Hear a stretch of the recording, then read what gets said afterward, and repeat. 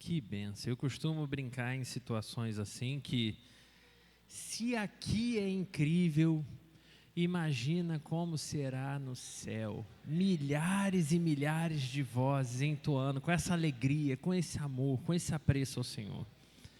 Que alegria estarmos juntos nesse domingo, que é, sem dúvida nenhuma, um domingo muito especial para nós.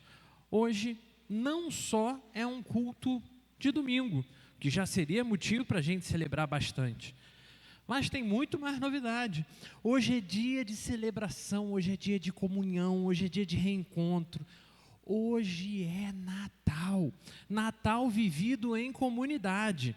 Recebemos hoje com muita alegria Coral Beethoven, junto com suas famílias e amigos lá da primeira IPB de Caxias, né? Passei um tempinho lá, né? Um pouquinho de tempo. Reverendo Josias, sempre vem na cabeça presbítero Josias, que na minha cabeça foi muito mais anos junto como presbítero, mas reverendo Josias, que tem feito todo um trabalho missionário, já caminhou aí por partes do mundo, quer conhecer um pouquinho da história dele? Ele está aí, aproveita após o culto para conversar com ele. Vocês vão ficar para almoçar, né?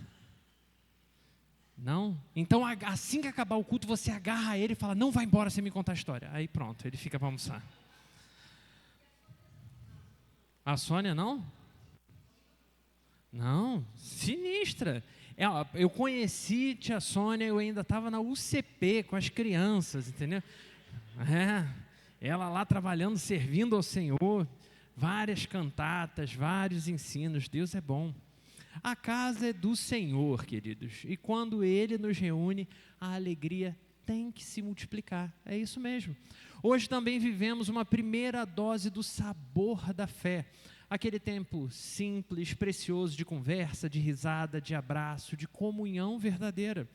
Ou seja, logo depois do culto, para a alegria de toda e qualquer barriga cristã, seguiremos com o nosso almoço natalino, porque fé cristã também se vive à mesa, partilhando pão, partilhando a vida, partilhando a alegria.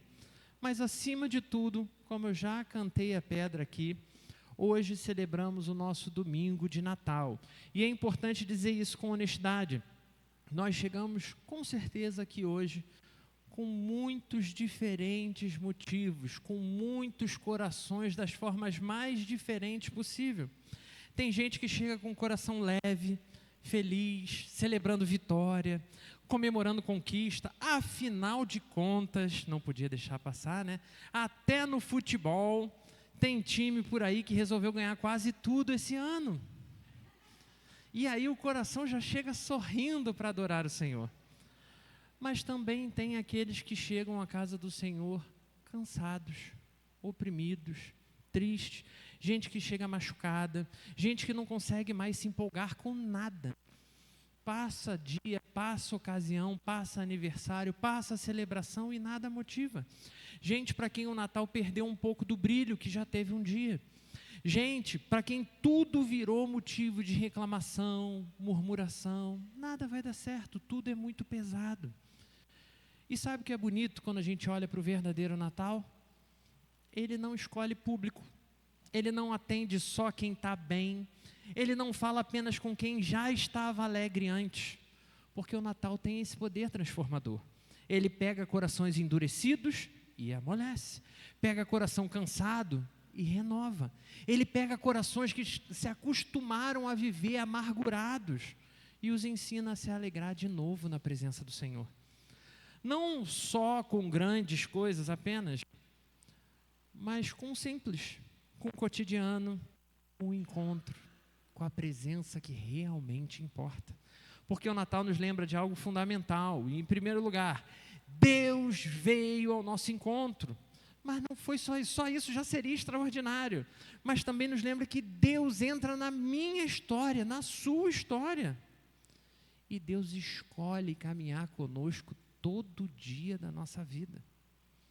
Ele veio sim, mas como a gente falou no início do culto, é certo que Ele voltará. E aí sim, quando Ele voltar, toda lágrima será enxugada, toda dor será curada, toda alegria será completa. Mas até lá, meus irmãos, eu e você precisamos seguir vivendo, reconhecendo a luz que já chegou. E é exatamente sobre isso que falaremos, que refletiremos nessa manhã. Como a luz é reconhecida, como ela é celebrada, como ela transforma encontros simples em momentos verdadeiramente eternos. Por isso, precisamos reconhecer a luz. Então, voltando um pouquinho atrás, em ato contínuo à mensagem do último domingo de manhã, eu te convido a voltar mais uma vez seus olhos para o texto do Evangelho de Lucas, capítulo 1. Também vai ser projetado o texto aqui, vou fazer a leitura na NVI, mas não deixa de acompanhar na sua Bíblia também. Só para contextualizar, logo depois do anúncio do anjo de que Maria, ainda virgem, daria à luz a um filho que seria gerado pelo Espírito Santo. E é interessante perceber, Maria recebe essa notícia e não se fecha em si mesma. Ela não transforma a experiência que ela teve ali com o anjo e com Deus em um segredo místico particular para guardar no coração para sempre. O que Maria faz? Ela automaticamente se move. Lucas vai dizer no versículo 39, naqueles dias, Maria preparou-se e foi depressa para uma cidade da região montanhosa na Judéia. Ou seja, o que deixa claro para a gente que a fé verdadeira não é essa fé estática, que as pessoas recebem, guardam no coração e enterram ali para nunca mais falar a respeito. Quando Deus age em nós, algo nos empurra automaticamente para fora. A luz que nasce dentro do coração começa a procurar testemunhas para compartilhar. Então, Maria vai ao encontro de Isabel. E esse encontro é mais do que uma visita familiar. É um choque de promessas. É o ponto onde tudo que tinha sido revelado lá atrás, no Antigo Testamento, encontra o seu prometido cumprimento na história. É a luz sendo reconhecida antes mesmo de ser vista.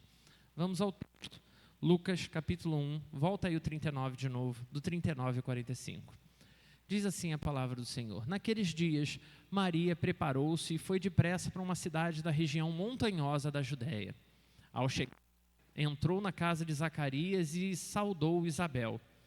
Quando Isabel ouviu a saudação de Maria, o bebê agitou-se no seu ventre. Então Isabel ficou cheia do Espírito Santo e exclamou em alta voz: bendita é você entre as mulheres, e bendito é o filho que está no seu ventre. Mas por que sou tão agraciada a ponto de me visitar a mãe do meu Senhor? Logo que a saudação chegou aos seus ouvidos, o bebê que está no meu ventre se agitou de alegria. Bem-aventurada é aquela que creu que se cumprirá aquilo que o Senhor lhe disse.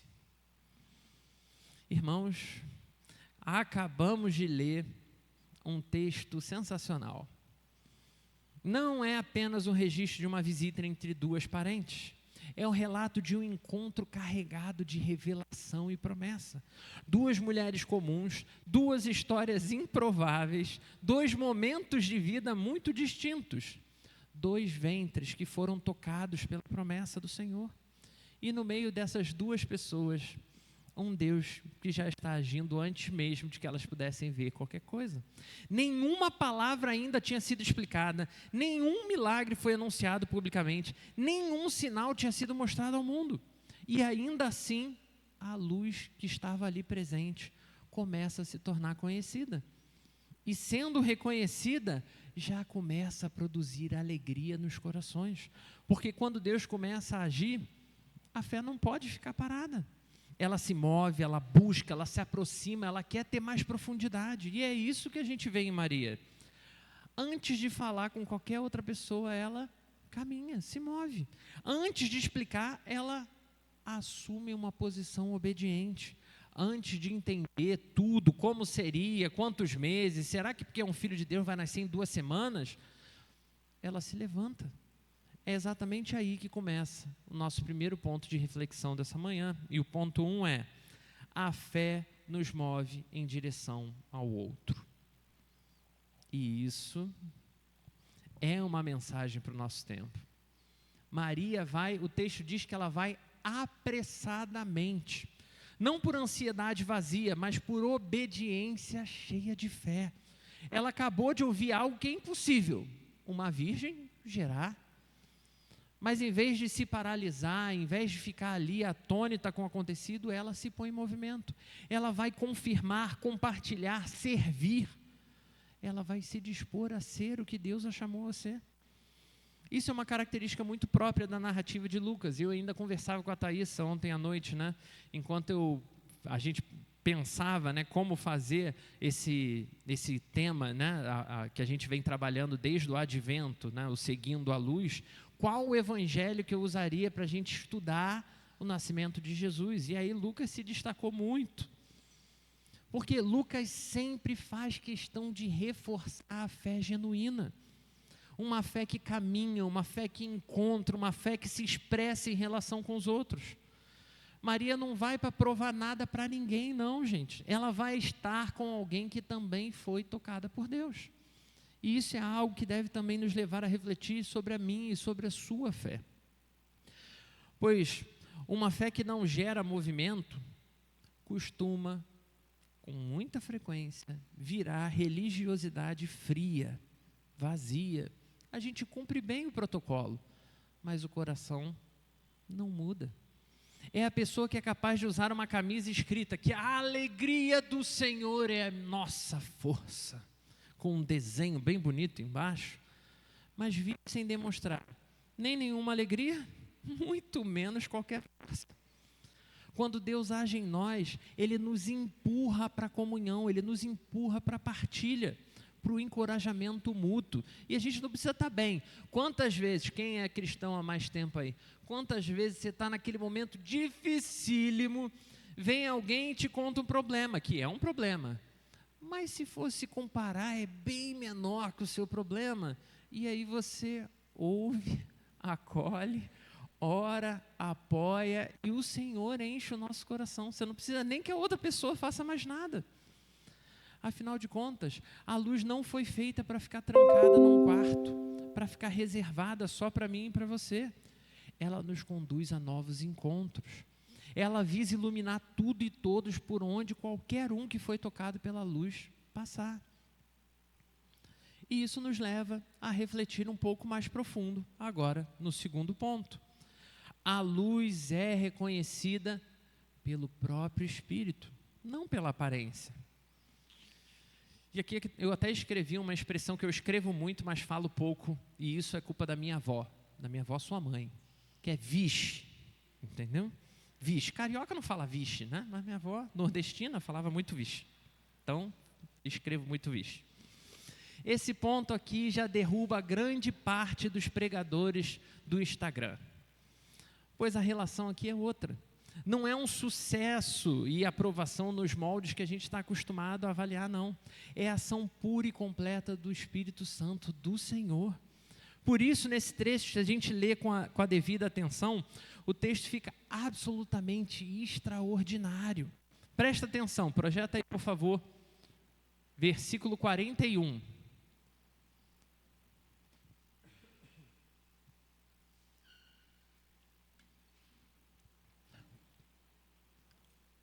Quando Isabel ouviu a saudação de Maria, o bebê agitou-se no seu ventre.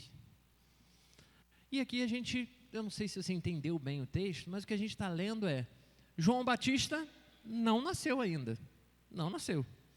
Não há nenhum sinal visível ali também de que se João Batista não nasceu, Jesus menos ainda, porque ele é mais novo. Não há nenhum sinal visível de que o bebê está ali dentro de Maria, mas algo acontece. Por que acontece? Como acontece? Porque a presença de Cristo é reconhecida antes mesmo de ser vista. Quando o Espírito Santo age, meu irmão, não tem nada que atrapalhe. Lucas diz explicitamente, Isabel ficou cheia do Espírito Santo. Então, ela entende algo que ninguém podia saber naturalmente. Como me concede isso? É o 43 agora. Mas por que sou tão tão agraciada a ponto de me visitar a mãe do meu Senhor. O que ela está reconhecendo é que não só a Maria, felizmente, estava grávida. Isso é uma baita de uma confissão messiânica. Isso é teologia da melhor qualidade. Isso é pura revelação espiritual. Então encontramos uma verdade central ao longo de todo o Evangelho de Lucas. Ninguém reconhece Jesus corretamente se não for através da obra, do agir do Espírito Santo. É por isso que alguns veem Jesus apenas como esse personagem histórico, que veio, fez história, mudou o mundo e ponto final. Outros ainda vão ver como esse símbolo religioso, né? Alguém que você tem que se agarrar, porque nele tem poder para fazer as coisas. Outros ainda como uma referência moral ou filosófica, né? Porque ele deixou umas ideias bem maneiras. Muita gente pode achar muita coisa sobre Jesus ou até sobre o Natal, mas somente o Espírito Santo de Deus revela: esse é o meu Senhor. Mas não é só Isabel que responde ao agir do Espírito Santo, e Lucas é minucioso ao registrar isso. Ele vai mostrar como João Batista, ainda no ventre, reage também à presença de Jesus. O precursor começa a sua missão antes de nascer. E você lembra qual é a missão de João Batista? Qual a missão de João Batista? Apontar, anunciar Jesus Cristo, aquele que viria. Logo, podemos garantir que a presença de Cristo não é discernida apenas por olhos naturais, assim como não é percebida pelo brilho externo que você é capaz de causar. Ela não é reconhecida pela embalagem, pelo status, pela fama, pela estética ou qualquer outro valor que a gente possa atribuir. Porque Isabel não viu Jesus. Não nesse momento, pelo menos.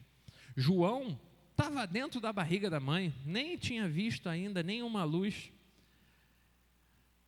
Mas o Espírito Santo revelou que Jesus tinha chegado, que Jesus estava presente. Isso nos confronta diretamente, porque a gente vive sim, irmãos, nessa cultura em que tudo tem que ser agradável aos olhos, mas nem tudo precisa atentar para o desejo do coração. Negligenciamos o centro do significado das coisas. Hoje somos especialistas em avaliar a aparência. A aparência espiritual, e aí a gente sabe descrever o que é uma aparência espiritual, a aparência religiosa, a aparência de sucesso. Muita gente consegue definir só de bater o olho quem tem sucesso e quem não tem. A aparência de maturidade, de fé. Mas o texto nos lembra que discernimento espiritual não tem nenhuma relação com a aparência. Por quê? Porque acontece através da ação do Espírito Santo. Quantas vezes, irmãos, deixamos de perceber a obra de Deus acontecendo em nós, através de nós, ao nosso redor, só porque ela não veio do jeito que a gente esperava? Quantas vezes Deus está ali agindo em silêncio, sabe? Fazendo a coisa com simplicidade, com processos pequenininhos, transformando coisas que estavam cristalizadas. E a gente não reconhece porque está esperando espetáculo, está esperando coisa grande. Isso também explica porque pessoas podem conviver com o Evangelho por anos e ainda assim serem incapazes de reconhecer a presença de Jesus, incapazes de reconhecer a luz. Conhecem histórias, conhecem versículos, conhecem tradições, conhecem muitas músicas, mas nunca confessaram o que Isabel confessou: esse é o meu Senhor. Porque só o Espírito nos leva a essa confissão. E aqui vai um chamado muito prático para nós, porque nós somos cristãos, verdade? Que bom, porque eu preciso deixar claro, a igreja do Senhor não tem chamado para ser uma igreja cheia. Triste. Como presbítero ia ser muito legal ter uma igreja cheia, não é? É muito bom estarmos com a igreja cheia, e hoje estamos com a igreja cheia, mas nós não fomos chamados para encher a igreja. Não fomos chamados para fazer uma igreja altamente próspera, no sentido financeiro, E nem mesmo de alegria, irmãos, porque às vezes a gente é pobre, né, financeiramente, mas a gente se diverte junto, pelo menos. A igreja tem chamado específico, sim, mas o chamado da igreja é para ensinar a verdade, anunciando, apontando para a luz que se chama Jesus Cristo. Então não podemos viver uma fé baseada naquilo que nos impressiona, naquilo que vai lotar, naquilo que vai fazer acontecer. Não podemos caminhar apenas pelo que parece forte, bonito, poderoso. Precisamos exercitar o discernimento do Espírito Santo, mesmo quando tudo parece pequeno, simples e improvável. Pois o mesmo Espírito que fez João se remexer ali no ventre de Isabel, é o Espírito que hoje abre os nossos olhos para reconhecer Jesus Cristo em nossos corações. Jesus Cristo na nossa igreja. E quando a gente realmente reconhece essa luz do Espírito, acontece o mesmo que aconteceu nesse lugar. A fé se alegra, o coração se move e a boca se abre para testemunhar. Porque quem reconhece a luz não consegue fingir que não viu. Então, a gente precisa mergulhar no ponto 3. E o ponto 3 é: a verdadeira bem-aventurança é crer na palavra. Isabel vai encerrar essa parte da narrativa com uma das declarações mais importantes do texto. Versículo 45. Vamos juntos? Bem-aventurada é aquela que creu que se cumprirá aquilo que o Senhor lhe disse. Meu Deus do céu, que dádiva preciosa esse texto, irmãos. Maria não é bem-aventurada porque é perfeita. Ela não é bem-aventurada porque ela é forte, porque ela é uma mulher que enfrenta o seu tempo, ou ainda porque ela pudesse ser especial em si mesma. Por que que todos os textos do Novo Testamento chamam ela de bem-aventurada, apontando para um detalhe? Ela é bem-aventurada porque creu. Lucas deixa isso muito claro para evitar 2 erros que acontecem muito hoje. Um primeiro erro, que é o erro de idolatrar Maria, que a gente sabe que acaba acontecendo, não só na Igreja Católica, mas em várias outras igrejas. Mas também o erro de ignorarmos Maria, erro que muitas das nossas igrejas cristãs evangélicas cometem. Como falamos no último domingo, ela é o exemplo de fé que confia na palavra, mesmo quando tudo parece improvável. Isso significa que a verdadeira bem-aventurança não está em experiências extraordinárias, mas em confiar na palavra de Deus, de novo e de novo. Você quer sentir isso na sua vida? Você quer ser bem-aventurado, bem-aventurada? Pois é. Quando a gente sai das portas da igreja, a gente também vai encontrar muita gente querendo se sentir especial, querendo sentir vida, querendo sentir alguma coisa. Se você falar que você pode entregar algo sobrenatural, algo místico, aí as pessoas vão à loucura. Mas Maria nos ensina a crer em algo mesmo antes de sentir qualquer coisa, antes de saber qualquer detalhe. E isso só é possível porque a fé que crê na palavra não só reconhece Cristo, mas também se alegra na promessa, se move em obediência, em fidelidade a essa palavra. E aqui, irmãos, precisamos ser muito honestos com o nosso tempo, porque a gente está dentro, a gente está inserido numa geração que quer sentir antes de qualquer coisa.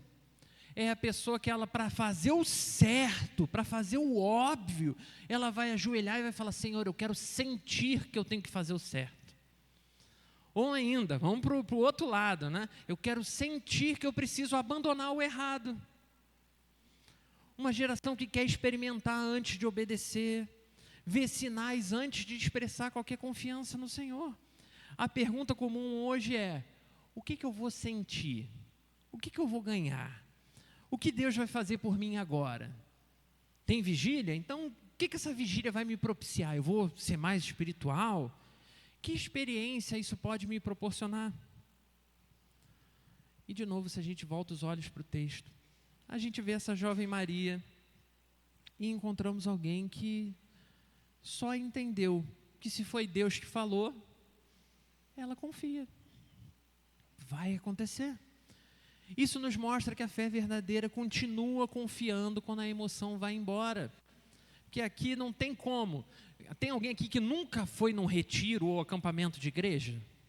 Nunca foi. Levanta a mão. Nunca foi? Vou fazer um só para te levar.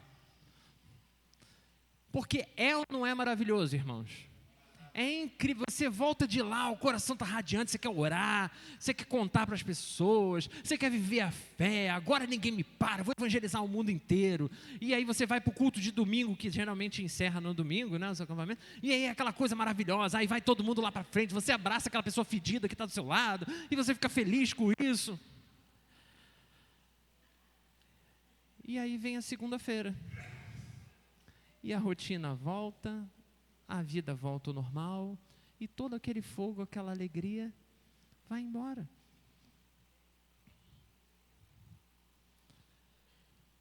Precisamos lembrar que a fé verdadeira continua obedecendo quando o caminho fica confuso. Ela continua crendo quando a promessa demora a aparecer. Ela continua nos conduzindo a caminhar quando o coração já cansou, já desistiu, não quer mais. Essa é a fé que sustenta uma vida inteira e não só um pedacinho. Não é uma fé apenas do culto de domingo, mas da dolorosa segunda-feira, da terça-feira cansada, da quarta difícil, da quinta sem resposta, da longa, eterna e pesada sexta-feira. E é a fé que segura a gente quando o casamento passa por crise, quando os filhos não trabalham, quando a saúde começa a oscilar, quando o dinheiro aperta, quando a esperança parece frágil demais. Então aprendemos que a palavra de Deus é mais firme do que os nossos próprios sentimentos. E ela vai além, ela é o que nos suporta nesses momentos. E eu preciso dizer algo importante de novo. Olhando para a nossa igreja, olhando para você e olhando para mim mesmo no espelho, como pastor e irmão. Talvez você esteja aqui hoje sem se sentir nem um pouco bem-aventurado. Talvez esteja mais parecido com alguém tentando sobreviver do que celebrar. Alguém que está contando os dias para acabar o ano que foi dificílimo. Mas o texto não diz, bem-aventurada que sentiu, bem-aventurada que sobreviveu, bem-aventurada que entendeu, ou a que teve o melhor autocontrole. O texto diz, bem-aventurada aquela que creu. E crer muitas vezes vai ser esse esforço de continuar confiando, mesmo sem sentir absolutamente nada de especial, mesmo sem ver absolutamente nada.